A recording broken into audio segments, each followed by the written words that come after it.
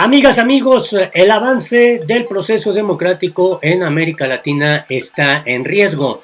Al menos en este momento hay tres países que representan la gran incertidumbre que están viviendo los países donde la derecha gobierna. Y nos referimos a Bolivia, a Ecuador y Chile, en donde hay intentos a través del aparato de Estado para emprender estrategias de persecución política, de desaparición de líderes y partidos políticos opositores al régimen. Y es que en este contexto llama mucho la atención también la postura que ha asumido el presidente de Estados Unidos, Donald Trump, al afirmar que no reconocerá los resultados si el candidato demócrata Joe Biden, que está más identificado con el ala de izquierda en Estados Unidos.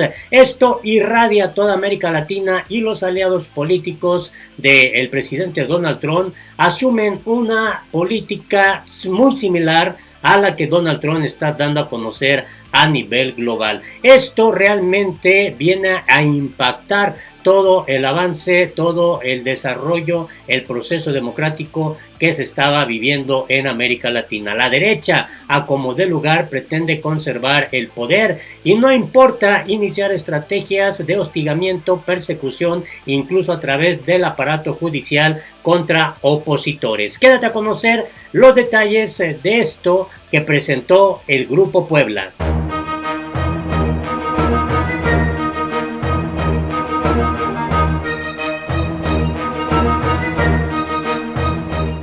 Hola, me da mucho gusto saludarte este sábado 15 de agosto del 2020. Información importante de lo que se está generando a raíz de este posicionamiento que dio a conocer el Grupo Puebla, en donde externó sus inquietudes por lo que está ocurriendo en América Latina, en países como Bolivia, Ecuador y Chile, en donde existe una clara estrategia para proscribir a partidos políticos de oposición. Incluso han emprendido estrategias en donde el aparato judicial es la maquinaria que pretende acabar, aniquilar con los líderes opositores. Esto es muy relevante y los detalles tienen que ver con una videoconferencia en la que estuvieron integrantes de este Grupo Puebla, en donde externaron este panorama que está enfrentando Latinoamérica, en el contexto de lo que declara el presidente de Estados Unidos, Donald Trump, en Estados Unidos, en donde se vive un proceso electoral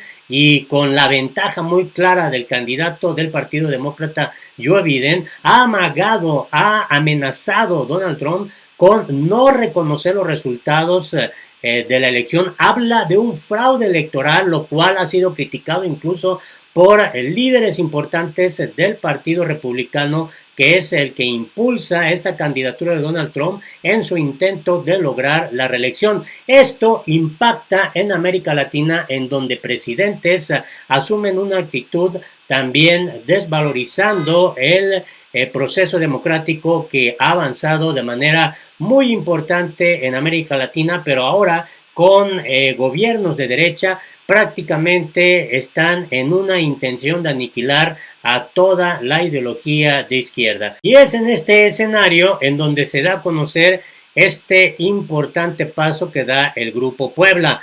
¿Por qué ha creado un observatorio electoral para las presidenciales de Bolivia y Ecuador y el plebiscito en Chile? Es algo muy interesante. El organismo advirtió los riesgos que corre la democracia en la región ante los intentos de proscripción de partidos opositores y la represión de las protestas sociales. El Grupo Puebla anunció la creación de un observatorio electoral que supervisará el desarrollo del plebiscito constituyente en Chile y los comicios presidenciales de Bolivia y Ecuador, que se ejecutarán en medio de escenarios de tensión política y social.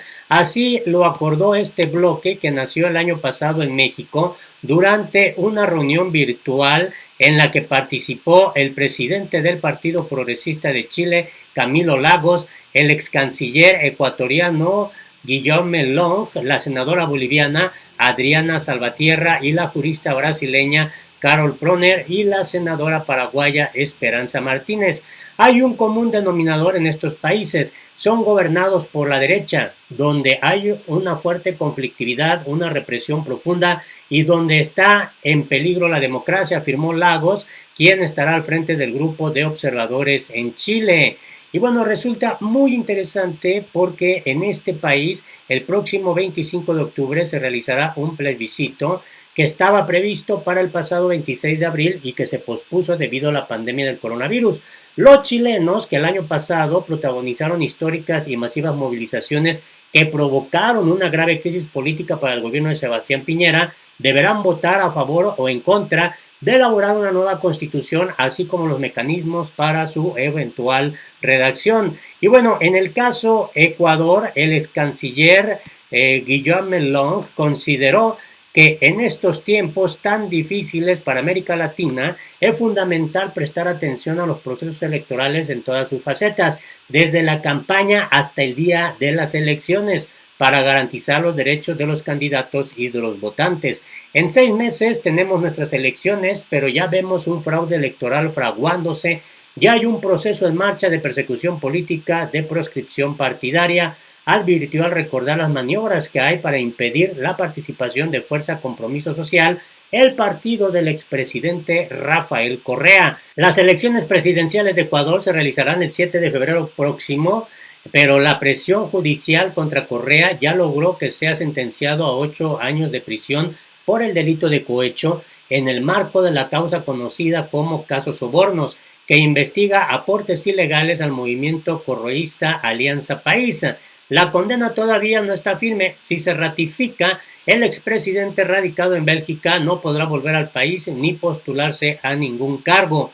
A ello se suma la decisión del Consejo Nacional Electoral que les negó el registro a 4 partidos, entre ellos Fuerza Compromiso Social. El pretexto legal es que el partido de Correa no cumple con el 1.5% de las firmas del padrón electoral que exige la ley para obtener el registro. Sin embargo, de fondo están las denuncias de que el gobierno de Lenín Moreno quiere proscribir la participación del partido correísta, que encabeza las encuestas, aunque todavía ni siquiera ha definido a su candidato presidencial.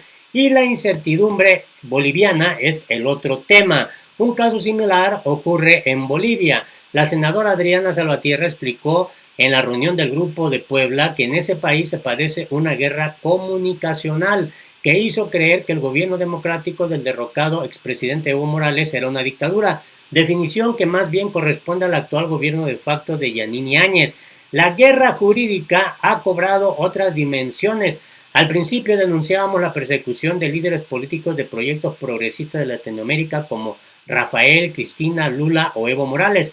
Hoy estos comienzan a cobrar otra dinámica, donde se utiliza la guerra jurídica para cerrar las vías democráticas para el pueblo movilizado y para las organizaciones sociales. Dijo, Bolivia está envuelta en un caos político y social que incluye protestas masivas, decenas de bloqueos en carreteras, enfrentamientos armados, el retraso de las elecciones con las que el país debería recuperar el sistema democrático que perdió el año pasado y los intentos de proscripción del principal partido opositor, el MAS. Y bueno, pues ha llegado un acuerdo allá en Bolivia, aunque la Central Obrera Boliviana ya aceptó, hay grupos radicales sociales que permanecerán todavía en ese bloqueo luego de que Evo Morales y el MAS también aceptaran la fecha del 18 de octubre como plazo máximo para llevar a cabo las elecciones. Y vale la pena destacar esta parte de la transmisión en vivo que hizo el Grupo de Puebla, en donde participa la senadora de Bolivia, Adriana Salvatierra. Esto fue lo que dijo. Hacer esta presentación de lo que es el observador electoral del Grupo de Puebla. Le recuerdo a toda la gente que nos está viendo en los distintos países de Latinoamérica y probablemente Europa, estamos haciendo el lanzamiento oficial del grupo, del observatorio electoral del Grupo de Puebla, y analizando 3 procesos electorales que vienen en América Latina en países gobernados por la derecha, donde hay persecución o al movimiento social o a las fuerzas progresistas, o en un país donde se ha resquebrajó el sistema democrático que ya está gobernado por una dictadura, hay que decirlo, y enfrentamos desde esa perspectiva, desde bajo un golpe de Estado, un desafío electoral de intento, ¿cierto?, a recuperación de la democracia en Bolivia. Y por eso quiero dejar acá a nuestra compañera Adriana Salvatierra, senadora, que fue, hoy día eres senadora, ¿no? Fue presidenta del Senado hasta el golpe de Estado, hoy día miembro de la Cámara Alta también de Bolivia, politóloga, que nos cuente un poco del proceso electoral que se está viviendo, que se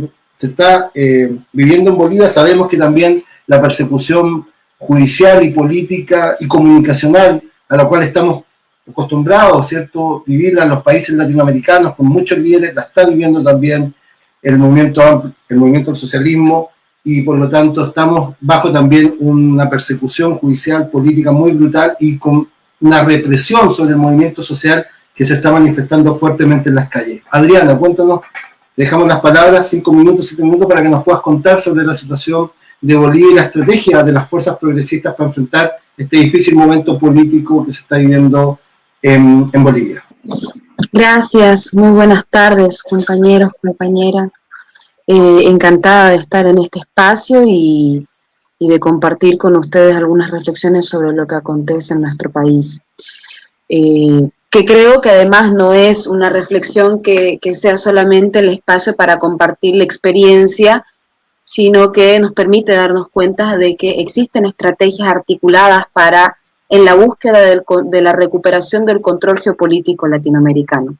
En ese sentido, o sea, por supuesto que si existen posibilidades democráticas de arrebatarle el poder a la izquierda o a los gobiernos progresistas, por supuesto que van a tratar de realizarlo. Sin embargo, también cuando no existen posibilidades, cuando la ruta de lo que hasta ahora conocemos como una democracia burguesa no permite los mecanismos para despojar a los gobiernos progresistas del mando, pues apelan ya a estrategias que rayan en la guerra no convencional, que pasan por el uso efectivo de las Fuerzas Armadas, que pasan por el uso del despliegue del aparato represivo del Estado, etc. Y cuando no, también estas estrategias, por supuesto que son articuladas. La búsqueda del desgaste de los liderazgos políticos, que fue lo que explícitamente sucedió en Bolivia. O sea, vivimos una guerra comunicacional donde aparatos generadores de opinión, medios de comunicación, líderes políticos, referentes de ONGs, el trabajo operativo desde las redes sociales, construía el escenario de que supuestamente en Bolivia no se vivía una democracia, sino que se vivía en una dictadura. Dictadura que en 14 años jamás sacó a las fuerzas militares a enfrentar al pueblo boliviano como sí lo hizo para reafirmarse en el poder Yanine Áñez. Y sin embargo, después de buscar erosionar la imagen en la opinión pública, realizan movilizaciones, usan grupos paramilitares, utilizan el discurso del supuesto fraude electoral, que hasta ahora no puede ser efectivamente demostrado con cifras, y finalmente recurren a la ruptura de la línea de mando en las Fuerzas Armadas, quienes finalmente sugieren la renuncia del presidente. De ahí, por supuesto, erosionada la democracia, empieza un proceso de intentar recuperar los mecanismos y la vía democrática para solucionar las diferencias.